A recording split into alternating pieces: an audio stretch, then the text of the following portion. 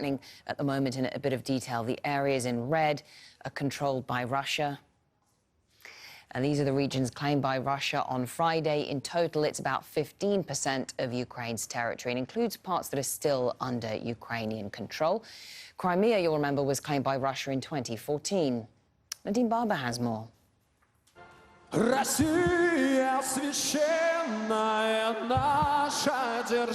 Standing for the anthem of the country they've just become part of, at least according to Moscow.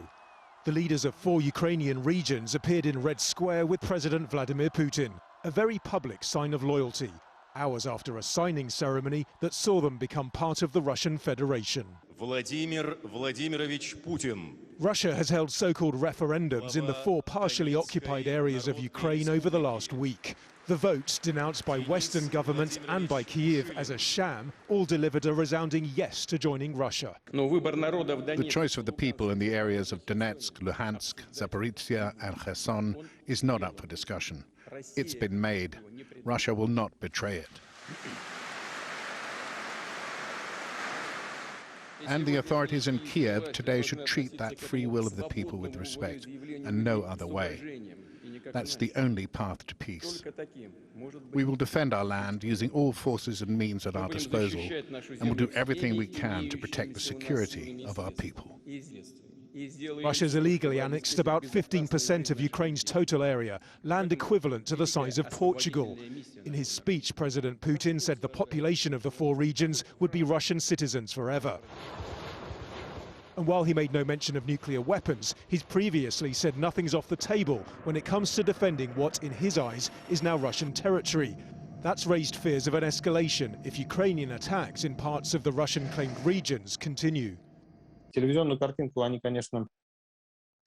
They'll try to ensure festive images on television, but people's real emotions will be very far away from what's being shown. People understand that politics is now on the battlefield on a whole different level.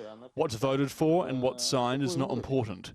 In that sense, the Kremlin cannot offer anything comforting to the Russians. What the authorities did offer the public was this carefully managed celebration. The patriotism was clear. The appetite among ordinary Russians for a prolonged conflict, perhaps less so. Nadine Barber, Al Jazeera. So as we're hearing there, an attack on a civilian convoy in Zaporizhia has killed at least 30 people. This includes children. Police say 88 others have been injured. Roy Challens reports now from Kyiv. They'd come to help, to pick up relatives and deliver supplies to Russian-occupied areas. And this was how they died. Cut down next to their cars or in them. Blood pooling among the shattered glass. Today at 7:10, Russian troops launched 3 missiles at the car market near the Zaporizhia or Kyiv highway. Civilians trying to cross the checkpoint for the occupied territory were hit. Vladimir Vladimirovich Putin. Russia has denied responsibility and thrown the accusations back at Ukraine.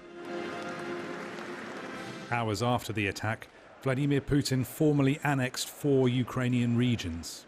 The UN has condemned this as illegal, but the Kremlin put on a patriotic party in Moscow regardless.